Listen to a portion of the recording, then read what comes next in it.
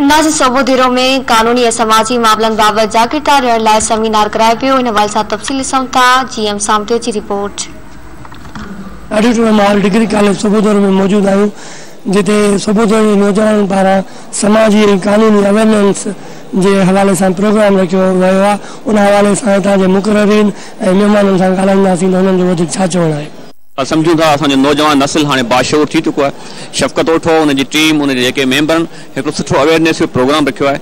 एक सुठो टॉपिक है जिते आम मानू के जेके कानूनी मसला मसाइल उनकी जान तमाम घट है। यहाँ पर जो मैंने एक जोश और जज्बा नौजवानों में देखा, वो जोश और जज्बा ऐसा ही है जैसा पूरा सिंध के अंदर अब वडेरा शाही, करप्शन और क्रिमिनल एक्टिविटीज़ के खिलाफ जो है वो नौजवान उठ खड़े हुए हैं।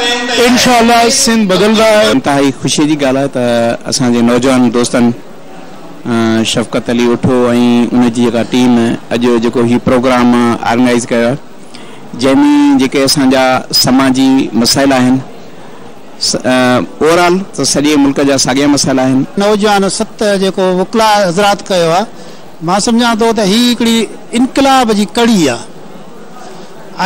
उम्मीदूं रखूं था नौजवाननि में त हिते शऊर पैदा थींदो ऐं हिकिड़ी ही भी नूर जी लाट है, शऊर ईंदो ऐं जेके पुठिते पियल क़ौमूं या ज़ातूं आहिनि असांजूं ऐं उन्हनि खे बि ही जेको एडवोकेट वकील वकला हज़रात मथे खणी अचणु चाहिनि था, ही गुरबा जी मदद करणु चाहिनि था।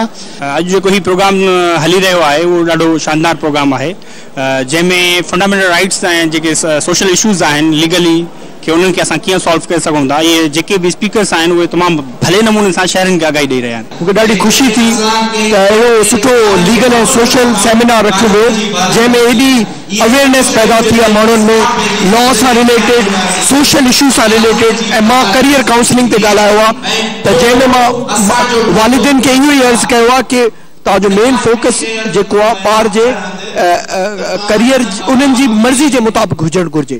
अॼु हे जेको सबोदेरो में प्रोग्राम ऑर्गेनाइज किया वियो आहे legal and social awareness, social worker जेको पंहिंजे बलबूते ते ॿियनि जी मदद करे थो, असीं उन जी अवेयरनेस जी अॼु हिते ॻाल्हाइण आया आहियूं। मां जस ॾियां थी जेके हितां जा सोशल वर्कर आहिनि सबोदेरो जा, जेके कम असांजे हकमराननि खे करणा आहिनि उहे असां तव्हां कयूं था।